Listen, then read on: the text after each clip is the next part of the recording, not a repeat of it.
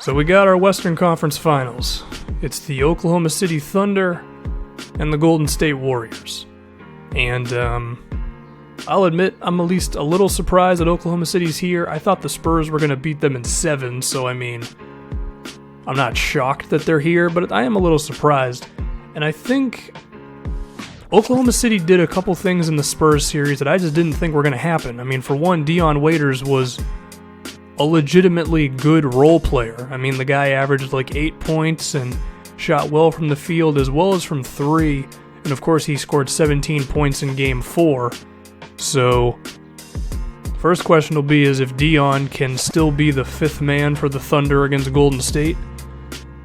Now, we have to remember the Warriors have a multitude of quality wing defenders in Klay Thompson and Harrison Barnes and Andre Iguodala, Draymond Green.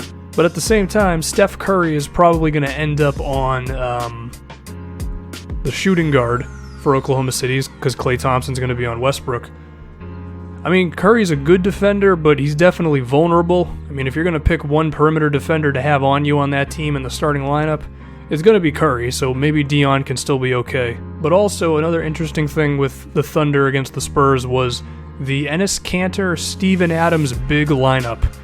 It was a real weapon against San Antonio, and I think the reason for that is because the Spurs, generally a slower team at their front court positions. I mean, LaMarcus Aldridge, Tim Duncan, Boris Diaw, David West, not really guys who are going to kill you with their speed, and as a result, Oklahoma City was able to beat the Spurs on the offensive glass. I don't remember what game it was. I think it was Game 5, where they had just a few huge offensive rebounds down the stretch that were a result of Kanter as well as Steven Adams being in the game.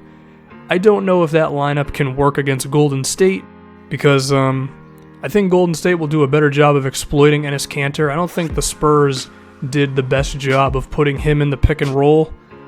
Golden State's definitely going to do that. I mean, their best play is the Steph Curry, Draymond Green pick and roll, so if they go with the small lineup and OKC has Kanter as well as Steven Adams out there, I don't know if the Thunder are going to be fast enough to compete with that, and as a result, they're probably going to have to go with Ibaka, and then it forces them to make an adjustment, and it forces them to go away from something that really worked against San Antonio. Because Golden State's just too damn fast. I don't know if you can use that lineup against them. Now, you could say, well, the offensive rebounds that they got against the Spurs, they'd be able to get against the Warriors as well. But look, here's the thing. For all we know, Kanter and Adams together may, for some reason, be an advantage over Golden State's small lineup. But guess what? If that's the case, Bogut is a really good center. Festus Ezeli is pretty damn good as well. It's not like the Warriors are not going to have an answer if suddenly OKC's size is too much for them. Now, of course, there's Kevin Durant and Russell Westbrook. Do I picture either one of these guys having a tough series? No, I think they're both going to do their thing. I think the question is still if OKC can defend well enough to beat Golden State. No one in the NBA has more firepower than the Golden State Warriors. We all know this. Earlier in the year, the Thunder chose to switch on pretty much every single pick and roll that the Warriors did. I think sometimes it can work. I mean, I think Durant as well as Westbrook, when he's focused, are capable defenders. They usually have Durant on Draymond, so then when they run the Steph-Draymond pick and roll, they switch it. Durant ends up on Curry, and Westbrook ends up on Draymond. Like, they're okay with that. Seeing it in real time, it's like, oh yeah, it's not bad, I guess. But eventually, you're going to have to get your other guys in there, and when Randy Foye and Cameron Payne and, God forbid, Kyle Singler or Enes Kanter, whenever one of these guys are in the game, it's going to be a tough break on those pick and rolls. I mean, I think Westbrook, Durant, Serge Ibaka, as well as Andre Robertson can all survive once Golden State really gets their offense going and everybody's running across screens and there's off-ball cuts and all that. However, on the flip side, Golden State's just not going to defend Robertson. They're going to leave him wide open, and he's probably not going to be able to kill them, and then as a result, basically 5-on-4 against one of the best defensive teams in the league who can switch everything. Which means Dion's going to have to be in the game, and like I said again, Dion is going to have to once again surprise a lot of people and be legitimately good. He was good against San Antonio. He was good in the first round. Golden State's a different animal, but he's going to have to do it. And I also mentioned how I don't think the Cantor-Adams lineup is going to be able to keep up with Golden State. That means Ibaka's going to have to get his offense going. And I don't know if he can score on Draymond Green, because Draymond is like the second best defensive player in the league.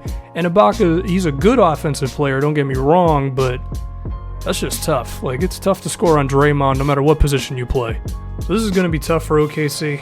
I think whenever Steph and Draymond are in the game, which they're pretty much always in the game at the same time, or they're on the bench at the same time, I think they're going to need Steven Adams in there whenever those two are in, because if Draymond and Curry are in the game as well as Cantor, I think you're dead right there. Like, I still don't think he has a chance of defending the speed of Golden State. Steven Adams can manage it, especially when he has Ibaka next to him. But we do have to remember, with OKC, Durant as well as Westbrook, they're going to go off. They're impossible to defend, and all they needed was that fifth guy to pretty much blow San Antonio out of the water, if we want to be nice. So, even with that, gotta go Golden State in 6 games. They're just too freaking good, man. I think OKC, I think a lineup that was very good for them against San Antonio is not going to work because Golden State is much faster than the Spurs. And then, I don't know, I just talked for 7 minutes, so whatever the hell I just said, just go with that.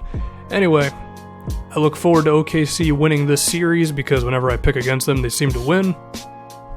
And I'm out.